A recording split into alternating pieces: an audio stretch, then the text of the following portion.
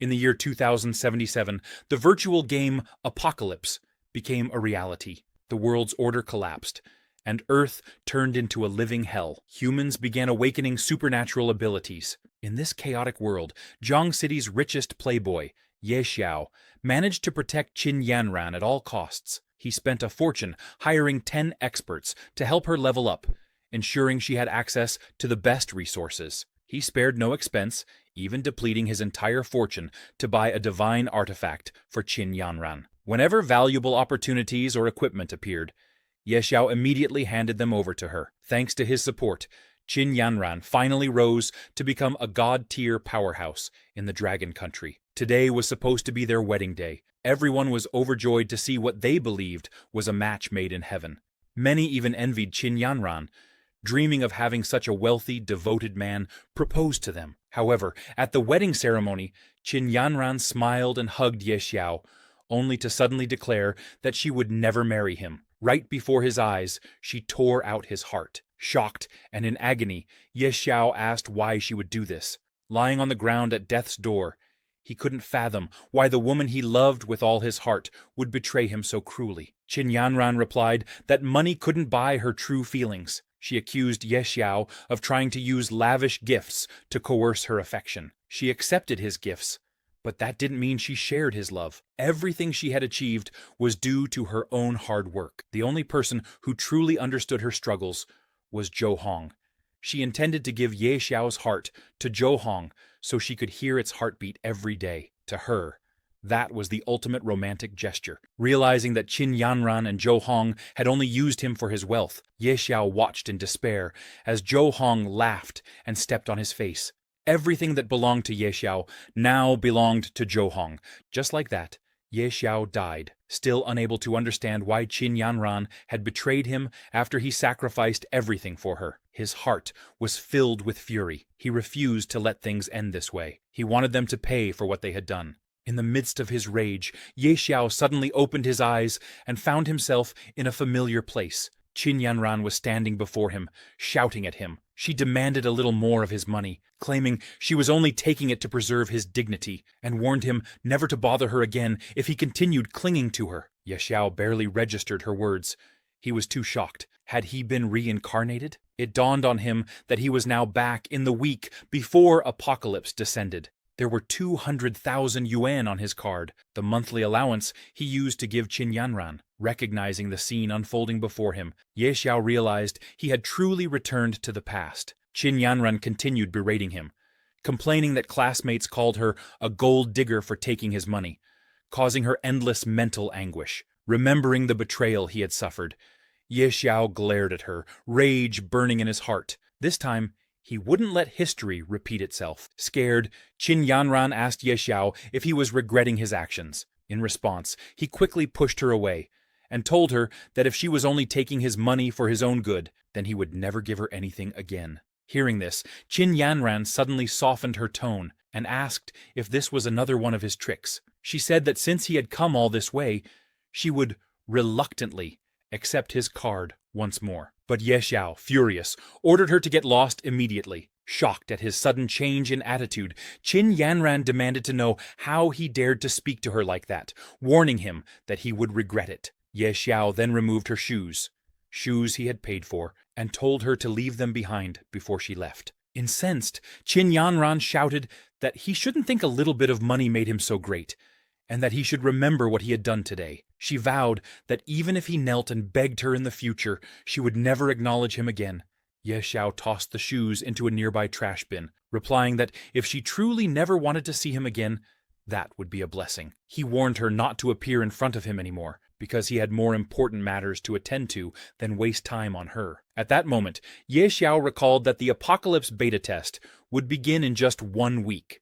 During the first 10 minutes of that beta test, the recharge system would be briefly activated. He needed to secure enough funds before the test started. He immediately contacted Ye Lin, a relative who had always wanted to buy out his shares in the family corporation. He told her he was willing to sell all his shares. Ye Lin was surprised to hear that Ye Xiao suddenly wanted to sell all of his shares. Ye Xiao explained that he wanted 20 billion for the shares, not a cent less. If she agreed, she would have 5 days to complete the paperwork and transfer the money into his account. Ye Lin readily agreed, assuring Ye Xiao there would be no problem. She was pleased to see him finally decide to hand over Ye Corporation to her. However, Ye Xiao reminded her that there was no time for idle chatter and told her to call him once everything was ready. With his financial problem now solved, Ye Xiao only needed to wait for the Apocalypse Beta to arrive. This time, he thought, I'll climb to the top alone. A week later, the Apocalypse Beta arrived. Ye Xiao quickly registered and created his account. A welcome window appeared, informing him that this was the beta version of the game, which would last for 3 days. After that, the public version would go live. Logging into the game gave Ye Xiao a familiar feeling. This is it, he thought, the starting point of Apocalypse. He chose the nickname Night Xiao and selected the Beast Tamer class. In his previous life, he had witnessed a guild get obliterated by a god-tier beast tamer, commanding a dark abyss dragon. This time, with his unlimited funds and resources, he would master the Beast Tamer class. After finalizing his nickname and class, Ye Xiao opened the top-up, recharge window, and successfully deposited $20 billion into the game. Within the next 3 days, he expected the value of those in-game coins to multiply tenfold. Suddenly, the system congratulated Ye Xiao for being the first player to recharge over $1 billion. As a reward, it unlocked a unique hidden profession called Wealth. Ye Xiao was taken aback. He had never heard of a hidden class unlocked by spending so much money. Could it be God of Wealth? At that moment, a red frog appeared from within the system, casually smoking and speaking to him. Ye Xiao stared in disbelief, wondering where the frog had come from. The frog introduced itself as Ebisu, Ye Xiao's wealth mentor, announcing that Ye Xiao was now the 709th God of Wealth under his guidance. However, Ye Xiao didn't believe the toad at first. How could a toad possibly be a wealth mentor? Feeling insulted, the toad snapped its fingers to show Ye Xiao what true wealth looked like. Suddenly, countless system notifications appeared before Ye Xiao. Innate talent, wealth rolling in, level 1. The most basic ability of the God of Wealth, allowing him to generate wealth. His gold coins will increase by 1% daily. Innate talent, penny pincher, level 1. As a God of Wealth, he rejects all losses. Upon death, no gold coins or items will drop. Innate talent, extraordinary luck, level 1. It's said that money brings good fortune. Possessing immense wealth also grants excellent luck. Innate talent, unmatched charm, level 1. Even the ugliest person becomes handsome when they're generous. His charm increases by plus 150. Innate talent, power of the wealth, God, level 1. As a god, he wields divine power. For every 1,000,000 gold coins he spends, he gains +1 random attribute point, up to 100 points per day. Seeing so many innate talents at once, Ye Xiao was astonished. No wonder it was classified as a hidden class. Although the abilities didn't seem directly offensive, the toad pointed out that any one of these God of Wealth talents could bring unimaginable riches. When Ye Xiao noticed the effect of wealth rolling in, he realized that with his current 2.2 billion in gold, he would earn 22 million extra gold daily, and with power of the wealth god, that translated into 22 free attribute points every day. He quickly concluded that this God of Wealth class was simply overpowered. In his previous life, he had spent all his money on Qin Yanran, but in this life, as a God of Wealth, he was determined to show the world the true power of money. With this golden finger, he wouldn't have to wait to become stronger. Ye Xiao immediately spawned into the newbie village. He noticed there weren't many players around, making it the perfect time to level up quickly. However, starting as a beast tamer was dozens of times harder than other classes.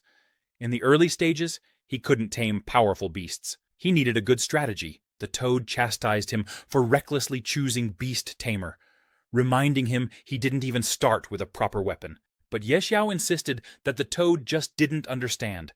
The beast tamer class had the highest potential for growth if nurtured correctly. Just as he was checking his status window, he heard a commotion behind him. Turning around, he saw a group of level 5 goblin warriors rushing toward him. Since he had no weapon at all, Ye Xiao was at a complete disadvantage. The toad, panicking, told him to run for his life, and Ye Xiao, without hesitation, dashed away with the toad in tow. They ran all the way to the main city, narrowly avoiding defeat.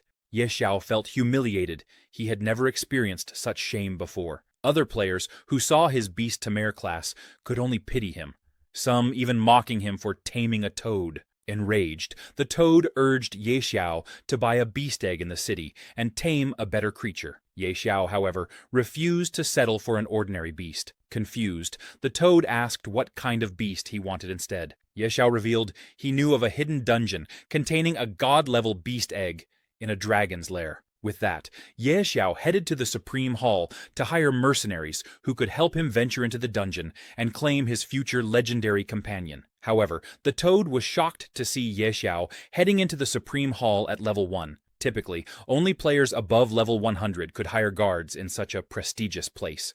Ignoring the toad's warnings, Ye Xiao entered anyway, only to be stopped by a level 80 Grand Archmage. The Archmage insisted that this was no place for a low-level player, and politely suggested Ye Xiao return once he was stronger, and had a recommendation letter from the city lord. Ye Xiao admitted he didn't have the letter, so the Archmage ordered him to leave, claiming the Supreme Hall was the Empire's pride, and not meant for someone like him. At that point, Ye Xiao mentioned he had heard the Archmage had recently lost something, and that he was here to return it. Suspicious, the Archmage declared he had lost nothing, and warned Ye Xiao not to lie. In response, Ye Xiao tossed a handful of gold coins onto the ground and told the Archmage to look carefully. Those were the lost coins. A sudden glint appeared in the Archmage's eyes. He quickly collected the gold coins, and his attitude toward Ye Xiao changed dramatically. Showing new respect, he guided Ye Xiao to a VIP room in the War God Pavilion on the upper floors of the Supreme Hall. Ye Xiao couldn't help but smile at how quickly the Archmage's demeanor had shifted. He even teased the Archmage, saying he liked his earlier fierceness. In return, the Archmage assured Ye Xiao that he was now free to enter. The toad was amazed at how well money could open doors. Once inside, Ye Xiao observed rows of powerful Supreme Hall Honor Knight golems, some at level 80 and others at level 100. Even the toad had to admit the Supreme Hall lived up to its reputation. Anyone who hired a level 100 guardian could practically dominate the newbie village. Yet none of these standard golems appealed to Ye Xiao. He considered them beneath him. Suddenly, a berserk blood warrior approached Ye Xiao and demanded to know who had allowed him inside. Ye Xiao ignored his tone and stated he wanted to hire a divine-level golem guardian. The berserk blood warrior scoffed, explaining that divine-level golems were exceedingly rare and generally weren't available for hire. Besides, judging by Ye Xiao's current stats, even an 80-level guardian was already more than enough. He doubted Ye Xiao could afford a divine-level contract. Ye Xiao then declared he was willing to pay 1 billion gold per day, causing the berserk blood warrior to fall silent. His demeanor softened immediately. In a quieter voice, he admitted it wasn't strictly impossible.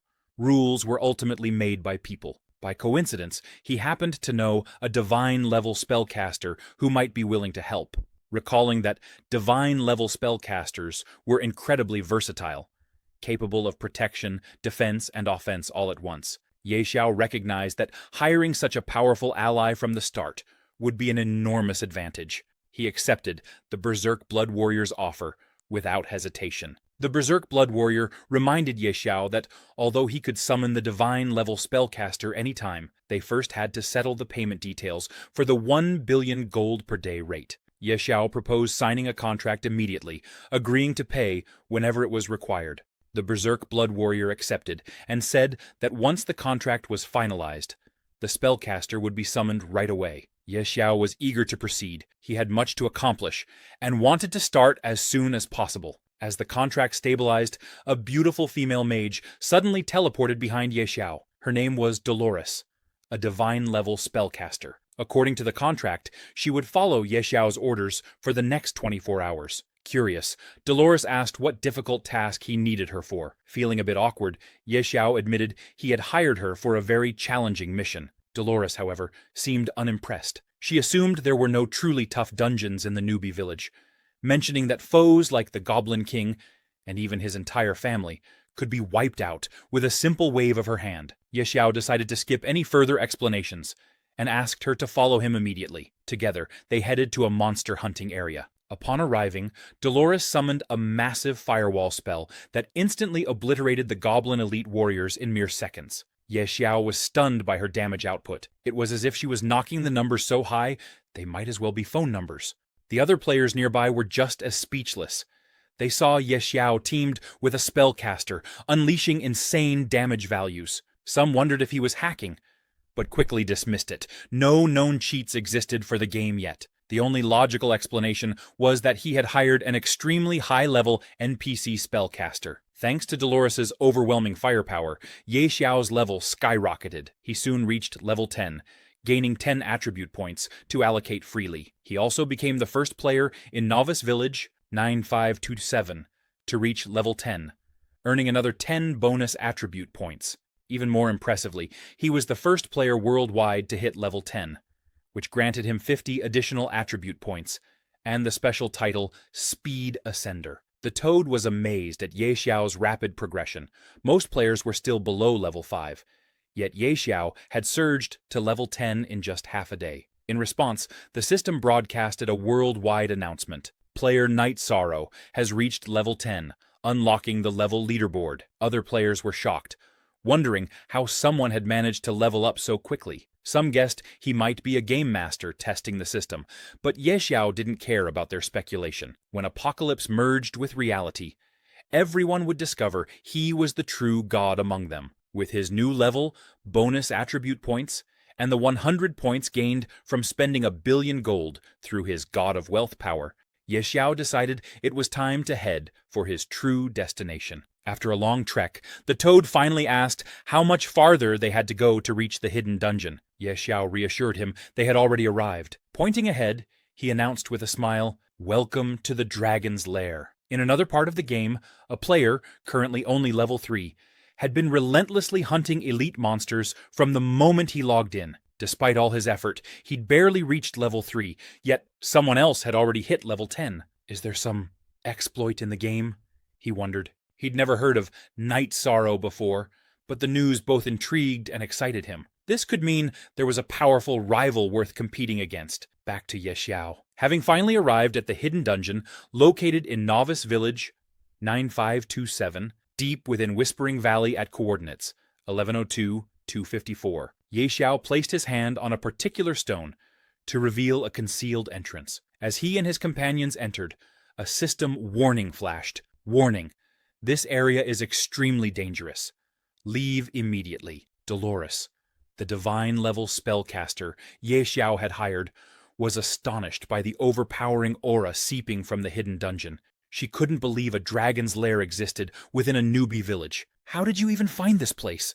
she asked, both curious and wary. Ye Xiao explained he had no intention of actually fighting a dragon at his current level. A level 100 berserker in his previous life had accidentally triggered a hidden quest, explore the dragon's lair, and discovered the entrance was in the Novice Village. Nobody believed him at the time, so he ventured in alone and never returned. In Ye Xiao's past life, he'd bought that berserker's battle footage for a high price and learned there was a rare dragon egg in this dungeon. Now he intended to claim it. Both Dolores and the Toad, Ebisu, were shocked when Ye Xiao revealed he planned to steal a dragon egg. Dolores warned him that stealing a dragon egg was often harder than slaying the dragon itself. Ye Xiao, however, insisted that someone of her caliber, a god-tier sorceress, could handle the challenge in seconds. Venturing deeper into the lair, the group soon spotted a massive dragon in deep slumber. Dolores froze in place. "That's a Tier 5 Radiant Dragon,"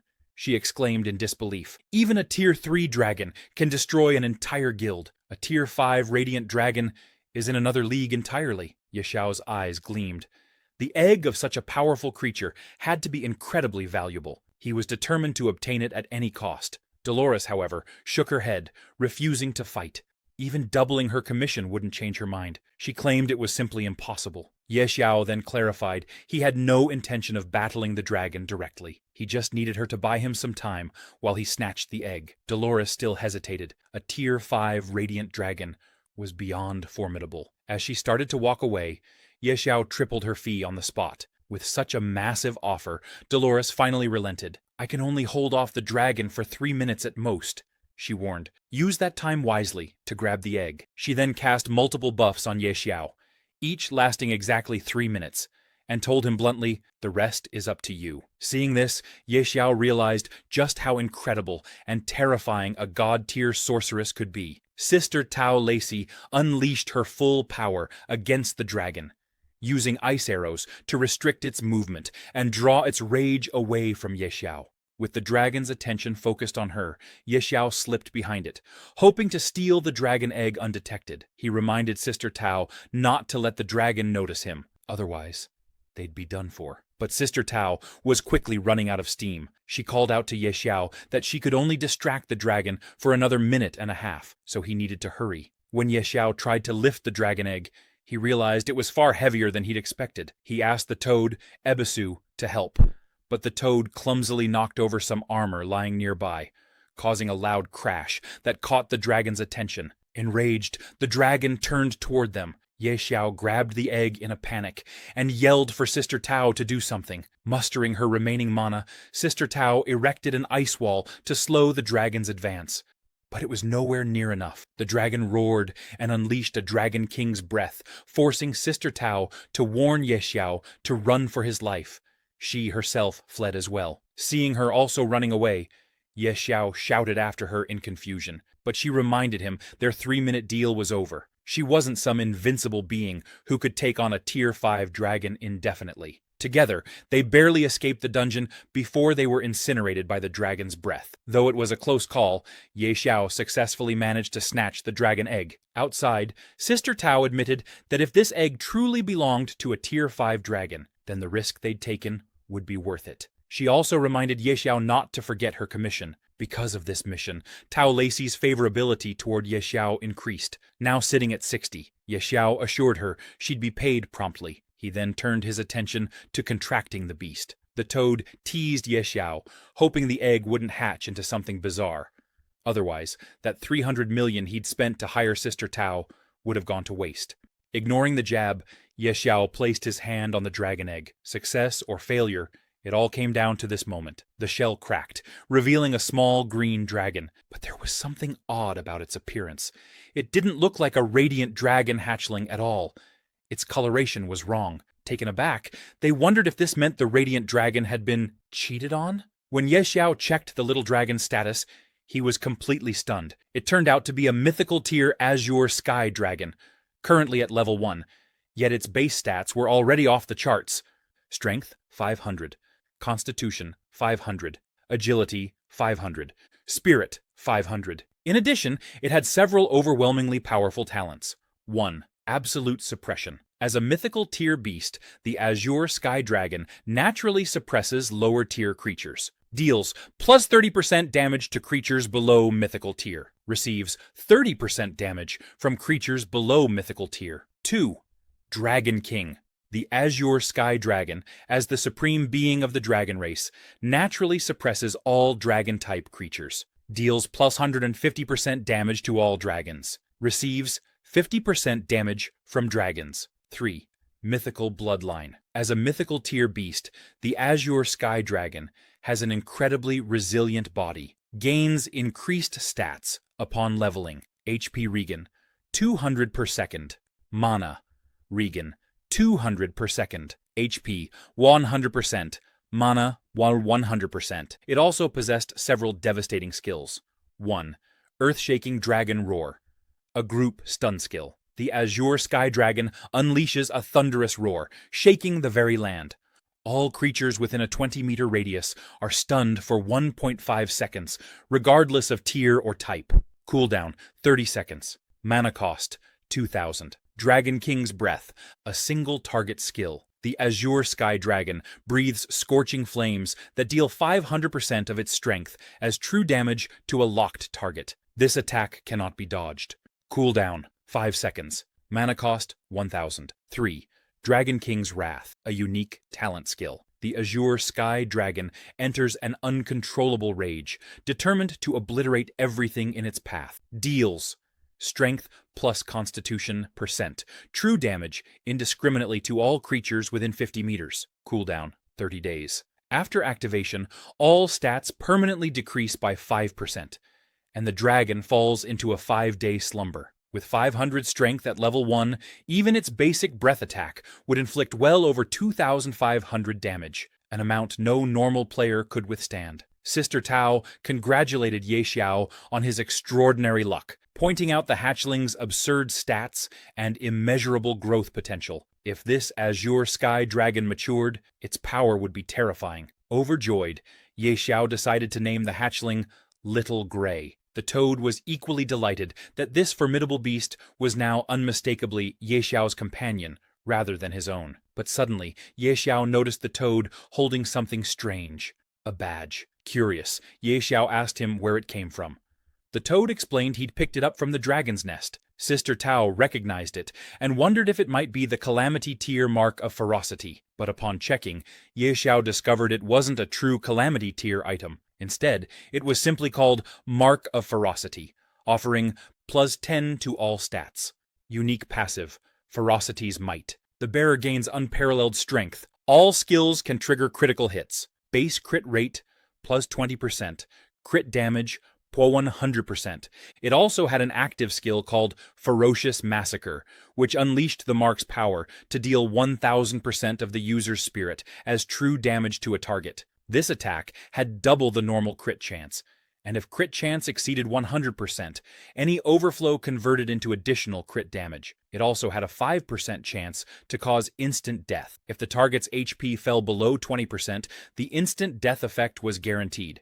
The skill's cooldown was 10 days. Judging by the badge's monstrous stats, Sister Tao told Ye Xiao it was likely a Calamity Tier item. The toad, however, insisted Ye Xiao hand it over, complaining that he had risked his life to retrieve it from the dragon's lair. Ye Xiao countered that, thanks to the toad's clumsiness, they'd nearly lost their lives, so it was only fair that he keep the badge as compensation. Still unwilling to concede, the toad demanded 10,000 coins per day if Ye Xiao wanted to hold on to the badge. Ye Xiao tried to sweet-talk him, saying they were buddies, and money shouldn't matter between them. The toad snapped back that Ye Xiao only acted friendly when he wanted something. Otherwise, he treated the toad as nothing more than a toad. Ye Xiao simply laughed, saying that with this badge, cutting through goblins would be like slicing butter. But the moment he equipped the badge, he triggered a hidden quest. The Forbidden Adjudicator. Though mighty, the King of Ferocity was consumed by the abyss. Bearer of the Mark of Ferocity, seek the truth. Find the Fang of Ferocity. Startled by the sudden hidden quest, Ye Xiao wondered what the Fang of Ferocity was. Sister Tao, who knew of it, explained that it was a god-tier assassin's dagger, forged from the fangs of an abyssal beast. Known for explosive power, the fang seemed linked to the Mark of Ferocity. However, she warned that reaching the Abyss continent would be a long journey. Before Ye Xiao could ask for more details, his daily gaming time ran out. He would be forcibly logged out in 3 minutes. Sister Tao opened a teleportation portal to return to the Supreme Hall, remarking that she hadn't expected a hidden dungeon in a starter village to take so long. She reminded Ye Xiao that if he ever needed help with another dangerous dungeon, he could hire her anytime. Ye Xiao said his goodbyes and logged out to rest, since the Doomsday game was still in beta and hadn't fully merged with reality yet. No need to push his body too hard. The next day, at Ye Xiao's home, Ye Xiao browsed the internet for news about Doomsday and found countless popular articles discussing the game's dominance in the gaming community. It topped discussion charts, and players were complaining about the game's difficulty. Many spent entire days playing, but only reached level 2, dying repeatedly, and suffering stat resets. Some posts also mentioned Ye Xiao, the mysterious player who'd reached level 10 in just 1 day, while most couldn't even scrape together enough experience to level once. Many questioned if he was cheating or hacking. There were more serious reports as well. On Doomsday's first day, many players died in-game and experienced severe physical symptoms after logging out, with some even requiring hospitalization. Cases of organ failure among survivors were emerging. In response, several governments had issued warnings against playing the game. Because of so many reported deaths, multiple nations were now banning Doomsday. Seeing this news, Ye Xiao could only laugh. He knew that once the game merged with reality, those countries would regret it, and everyone would suffer. While he was enjoying his morning, his phone suddenly rang. It was his girlfriend, Qin Yanran, calling from Northwa Hospital. She demanded Ye Xiao bring some food for Zhou Hong and pay his medical bills. If he did so, she would act as if nothing had ever happened between them. In response, Ye Xiao ended the call and blocked her number, unwilling to tolerate her demands any longer. Meanwhile, at the hospital, Zhou Hong asked Qin Yanran if she was sure Ye Xiao would come just because she called. Qin Yanran told him not to worry. She believed Ye Xiao loved her so deeply that he would show up the moment she summoned him, like a dog. They seemed pleased with themselves until a doctor appeared, telling them they would have to settle their bill and be discharged early. Qin Yanran questioned why they needed an early discharge. The doctor explained that the hospital was overwhelmed with organ failure patients, people who had been playing Doomsday, and they were running out of beds. Yanran sarcastically asked if they considered poor people's lives worthless, but the doctor insisted they pay their bill and vacate the room by day's end. Zhou Hong stopped Yanran from arguing further. He said that the game clearly wasn't simple, and he intended to get discharged so he could keep playing. First, however, he asked Yanran to cover the hospital fees, but she didn't have any money. She had refused Ye Xiao's monthly allowance. Zhou Hong then remembered that Ye Xiao used to give her 200,000 yuan every month for living expenses, but Yanran stated she wouldn't take any of Ye Xiao's filthy money, insisting she was not some object he could buy with lavish gifts. She felt sick just thinking about him. Growing worried, Zhou Hong told Yanran to send Ye Xiao another message, asking for money, because he planned to start a Doomsday gaming studio. For Ye Xiao, that kind of money was nothing, but for them, it was crucial. Yanran reassured Zhou Hong that once Ye Xiao showed up, she would say a few sweet words, and he would obediently hand over the money. Meanwhile, at Ye Xiao's home, he had been sleeping after logging out of the game.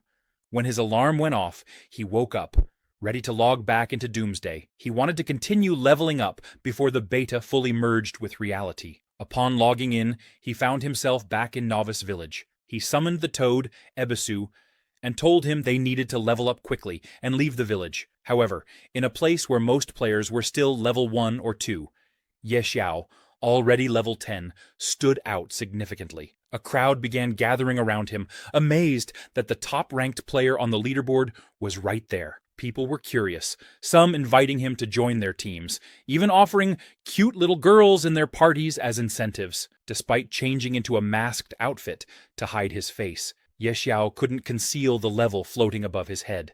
To escape the attention, he ran out of the novice village as fast as he could. Unfortunately, other players, still chasing him for answers or opportunities, followed him outside. Even after leaving the village, they continued pursuing him, determined to catch up to the game's most mysterious powerhouse. To escape the pursuing crowd, Ye Xiao rushed into a level 10 trial zone, a treacherous area with monsters too powerful for the level 2 or 3 newbies who had been chasing him. Just as he'd hoped, they all stopped at the entrance, unwilling to risk their lives. With a sigh of relief, Ye Xiao noted that they weren't stupid. They knew better than to follow him any further. He continued onward until he saw a castle with a guard standing at the entrance. The guard told Ye Xiao that this wasn't a place for someone of his level, but Ye Xiao replied that he was there to begin his advancement trial. Surprised by Ye Xiao's level 10 status, the guard asked if he had a team. Ye Xiao declared that he was going in solo, causing the guard to scoff at his arrogance. Even on normal difficulty, attempting this trial alone was nearly suicidal. Ye Xiao dismissed the guard's concern, boasting that he wouldn't die so easily. Shaking his head, the guard decided Ye Xiao was just another reckless kid. Standing on the magical circle that started the trial, Ye Xiao was presented with several difficulty options: normal, hard, nightmare, hell, and abyss. Without hesitation, he chose the highest setting, abyss, and confirmed he would enter alone. The guard watching was in disbelief. A mere level 10 player trying to tackle abyss difficulty by himself? Ye Xiao recalled that in his previous life, he had tried this trial with full bronze gear and an elite team, yet they'd nearly been wiped out because he'd had to babysit Qin Yanran. This time, he was determined to get revenge and erase the shame of his past. Summoning Little Grey, his mythical grade azure sky dragon, he felt confident he had nothing to fear. Suddenly, Ye Xiao heard movement behind him. It was a level 10 mutated snow wolf with 5,000 HP and 5,000 MP. along with imposing stats: Strength 300, Constitution 500, Agility 300, and Spirit 500. As an abyss creature, once it locked onto a target, it was like facing death itself. Even Ye Xiao felt a twinge of fear. 5,000 HP was immense for a level 10 monster. He quickly commanded Little Gray to attack. The dragon unleashed Dragon King's breath, dealing a massive 2,500 damage. Little Gray followed up with physical claw attacks that did another 500, 600 damage. The Snow Wolf's HP plummeted, sending it into a berserk state. Before it could strike back, Little Gray used earth-shaking dragon roar, stunning the wolf and leaving it helpless. Then, another Dragon King's breath finished the job. Upon defeating the wolf, Little Gray leveled up 4 times in a row. Ye Xiao was thrilled to see such rapid progression, plus 4 levels in an instant. Checking Little Gray's updated stats, he found that the dragon gained plus 150 tolerance to each stat per level, confirming that mythical-grade beasts grew at a terrifying rate. It even unlocked a new, incredibly powerful skill. The Snow Wolf also dropped some impressive loot: a Blood Wolf Fang dagger, dark gold grade, and a Snow Wolf bow, dark gold grade. Ye Xiao marveled at the quality. Mutated bosses in Abyss. Difficulty seemed to drop vastly superior items compared to his past life. While he was inspecting his new gear, another demonized monster suddenly appeared behind him. Its stats were just as insane. Without hesitation, he ordered Little Gray to engage. After half an hour, he finally defeated the Dark Abyss Tiger. Yet, after such a fierce battle, he was so exhausted it felt as if his legs would fall off. Still, defeating the Dark Abyss Tiger yielded several dark gold grade items, including a pitch black sword, one-handed, and a spiked tiger shield, one-handed. Toda also picked up several pieces of gear. With this equipment, once he returned to the city, he could earn a decent amount of gold. However, Ye Xiao told him that he wasn't heading back. Instead, he wanted to challenge the trial boss and take it down. Toda was shocked.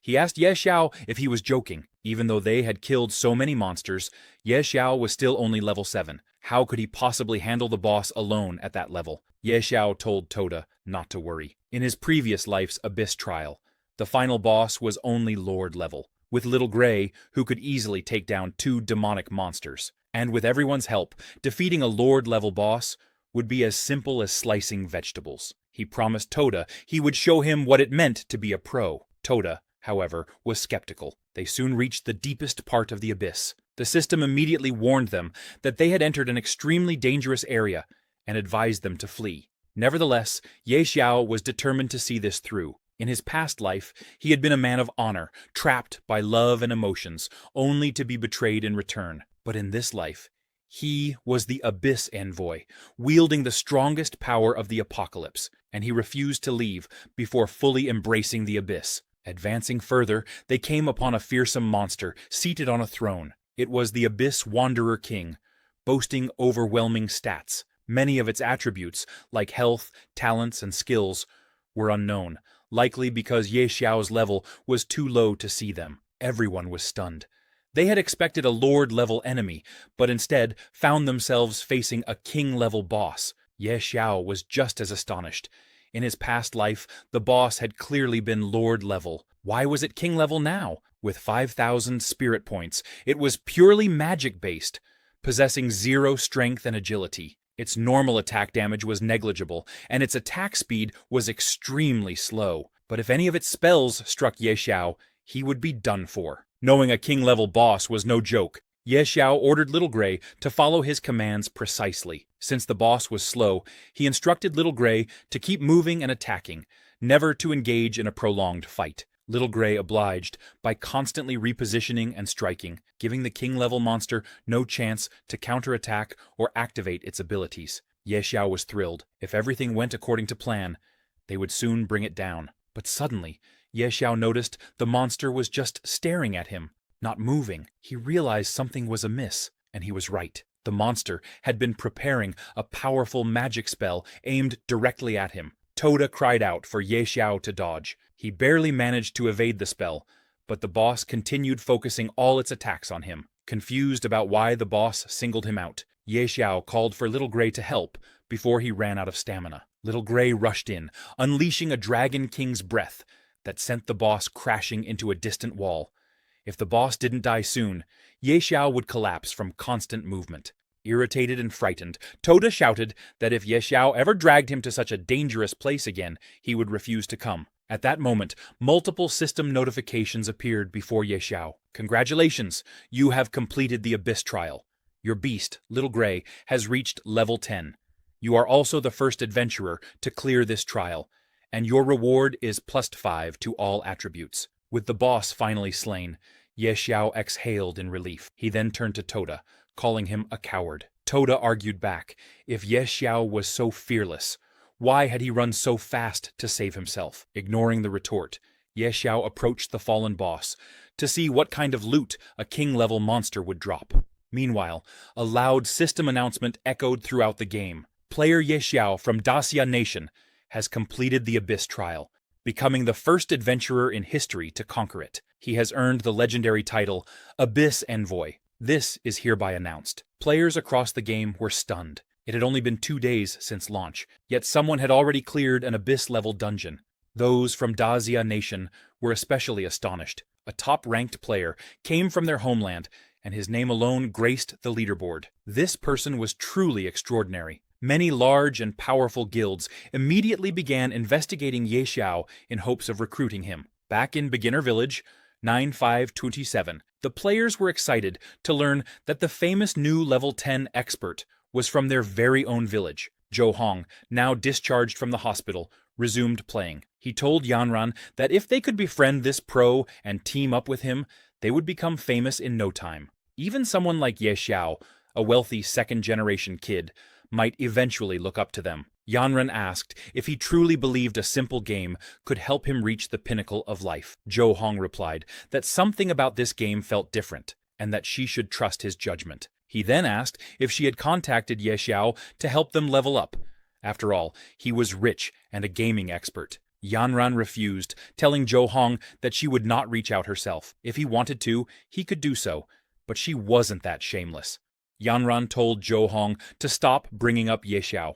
It was so rare for them to have some time alone together. Since she had never played the game before, she asked him to teach her so they could enjoy some time together. Realizing her intention, Zhou Hong suggested they go level up. Meanwhile, Ye Xiao had just defeated a hidden dungeon boss and was stunned by the loot. After all that effort, the boss had only dropped a single fragment, an item he had never encountered in his previous life. It was called the Abyssal Stone Fragment, with an unknown grade and currently unidentifiable. Seeing no immediate use for it, Ye Xiao decided to head back to the spawn point, planning to get it appraised later. He had passed the trial, so leaving the beginner's village and heading to the main city took priority. Upon emerging from the dungeon, Ye Xiao found the guard at the entrance in complete disbelief. Someone had actually solo-cleared the trial on Abyss difficulty. Ye Xiao told the guard to stop wasting time and open a path to the main city so he could leave the beginner's village. The guard quickly activated the teleportation gate and congratulated Ye Xiao on passing the trial. He also gave Ye Xiao a guide token, which granted free entry to and from the main city. Ye Xiao thanked the guard for his help. In addition, because Ye Xiao cleared the Abyss-level advancement trial, he was entitled to an epic item, the Badge of Valor. This badge served as proof of a hero, and was only awarded to those who cleared the Inferno-level trial, an extraordinary feat. Equipped with this badge, Ye Xiao's base stats would increase by 20, and his charisma by 3. He also gained a passive skill called Valor's Might, which increased his strength by 10% for 1 minute whenever his HP fell below 30%. Ye Xiao was amazed by the Badge of Valor's effects. After receiving it, he stepped into the teleportation portal and arrived moments later in the main city of Windleaf. The system congratulated him on entering a new area. Ye Xiao was surprised to see how quiet the city was. In his previous life, the job transfer square would have been packed with hundreds of players. Arriving so early really changed the scene. Without delay, Ye Xiao set out to find Beastmaster Gutal. A companion named Toda was puzzled, and asked why Ye Xiao was looking for a Beastmaster when he was already a beast tamer. Ye Xiao just smiled, and said Toda would see soon enough. Before long, Ye Xiao reached Beastmaster Gutal, finding an older man sitting by the entrance. Ye Xiao approached, and said he wanted a job transfer. However, the old man dismissed him outright, telling him to bother someone else. Ye Xiao insisted that he wanted to transfer to the hidden class Beast Whisperer, and that only Gutal could grant it. At this, the old man glared and said that becoming a Beast Whisperer wasn't for just anyone. If Ye Xiao wanted to join this class, he would have to prove his strength first. Gutal ordered him to head to the outskirts and bring back 100 demon wolf cub eyes. Toda was shocked and asked how Ye Xiao even knew about this hidden class quest. Ye Xiao, however, had no intention of spending time hunting 100 elite monsters. Hearing this, the old man scoffed and called Ye Xiao a useless fool, saying that if he couldn't even handle that, he had no chance of becoming a Beast Whisperer. In a huff, Gutal told Ye Xiao to get lost and stop wasting his time. In response, Ye Xiao retrieved the Badge of Valor from his pocket and explained that there might be a misunderstanding. He didn't think he needed to kill any demon wolves. This badge alone should prove his strength. The old man was astonished to see the epic Badge of Valor, shocked that someone so young had already cleared the Inferno-level advancement trial. Ye Xiao then corrected him, clarifying that he had, in fact, cleared the Abyss-level trial. The old man grew even more surprised and asked Ye Xiao if he truly cleared an Abyss-level trial. He also wondered how many people had been on Ye Xiao's team. Confidently, Ye Xiao revealed that he had gone in alone and defeated the Abyss-level challenge by himself. Awkwardly laughing, the old man declared that he had known Ye Xiao was extraordinary from the very start, a true dragon among men. Ye Xiao couldn't help but be taken aback at how fast this man's attitude had changed. Not long ago, the old man had called him a useless fool, and now he was showering him with praise. Without wasting any time, Ye Xiao asked if he could finally transfer to the Beast Whisperer class. The old man nodded, but admitted he first wanted to see what kind of beast could survive an Abyss-level trial. Ye Xiao then showed him his little dragon hatchling. Taken aback, the old man broke into a cold sweat. He could hardly believe he was looking at a god-tier dragon hatchling. He never expected to witness such a creature in his lifetime. However, the old man told Ye Xiao that he might not be able to transfer him to the Beast Whisperer class that day. When Ye Xiao asked why, the old man explained that the Beast Whisperer class was simply unworthy of a god-tier beast. Instead, he would introduce Ye Xiao to the royal chief beast Taming. He handed Ye Xiao a referral letter and gave him directions, insisting that only the royal chief beast Taming could properly guide him. Upon receiving the letter, Ye Xiao triggered a new hidden class quest, Dragon's Whisper. After securing the referral letter, Ye Xiao headed toward the royal city to find the royal chief beast Taming. As they traveled, Toda marveled at Ye Xiao's luck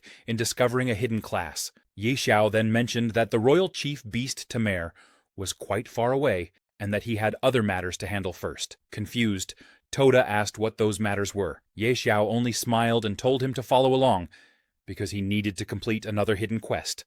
Still perplexed about how Ye Xiao knew so many hidden quests, Toda went with him. Soon they arrived in front of a grand, church-like building, where a beautiful woman stood surrounded by guards, searching for something. Jokingly, Toda asked if Ye Xiao planned to sell himself to a wealthy lady. Ye Xiao just chuckled and explained that this was Lady Shirele, the widow of the former city lord, a rich and beautiful noblewoman, but not the reason he had come. As Ye Xiao approached, the guards stopped him and demanded to know who he was. Ye Xiao respectfully greeted Lady Shirele and asked why she seemed so sorrowful. Was there a problem he could help solve? Lady Shirele confided that she had lost a very precious personal item. If Ye Xiao could recover it, she would be deeply grateful. Thus, Ye Xiao triggered yet another hidden mission, Lady Shirele's request. Retrieve her beautiful flower. He reassured Lady Shirele that he would take care of it, then set out to fulfill her request. After that, Ye Xiao headed into the city to look for the flower, while Toda grew more and more confused. He asked Ye Xiao why they were wandering around town if Lady Shirele's flower should be in a garden or somewhere outside the city. Ye Xiao simply smiled and replied that this wasn't an ordinary flower. Toda asked if Ye Xiao actually knew where the flower was, but Ye Xiao didn't say a word. Instead, he walked into a small shop. Toda, now even more perplexed, wondered how on earth a tool shop could possibly stock a beautiful flower. As they entered, the shopkeeper greeted Ye Xiao and asked what he was looking to buy. Ye Xiao said he'd heard the shop sold treasure boxes. The shopkeeper proudly explained that these boxes could contain anything from prehistoric dragon bones to legendary-grade staffs. Then he asked Ye Xiao what price range he wanted. Ye Xiao laughed and asked for the most expensive boxes. The shopkeeper brought out their highest-grade treasure boxes, each costing 10,000 gold coins. To the shopkeeper's shock, Ye Xiao wanted them all. He insisted on buying every single one, then opening them on the spot. Unable to believe his ears, the shopkeeper confirmed Ye Xiao's request and began retrieving all the boxes. One by one, Ye Xiao opened the boxes.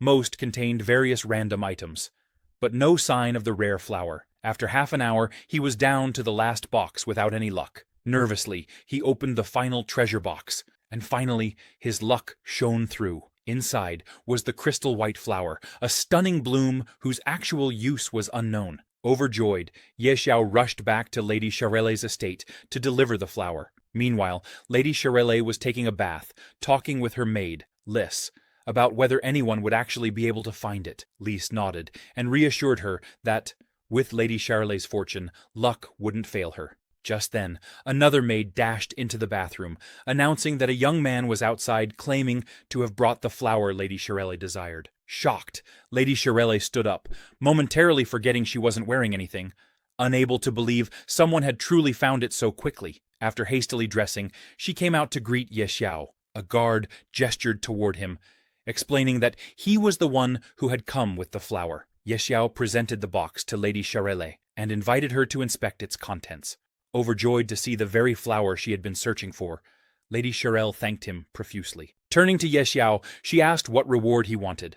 Money, or perhaps a rare artifact. She was more than ready to repay him for his trouble. Ye Xiao told Lady Charelle that he wasn't interested in money or artifacts. Hearing this, Lady Charelle smiled and teased that if wealth and treasures didn't appeal to him, the only thing left for her to offer was... Blushing in embarrassment, Ye Xiao was shocked by her bold suggestion. He quickly composed himself and nervously clarified that she had misunderstood. He only needed her help to obtain official citizenship status. Lady Charelle laughed, amused by Ye Xiao's noble demeanor and charm, and her favorability toward him increased. "You little rascal," she teased. "So all you wanted was citizenship?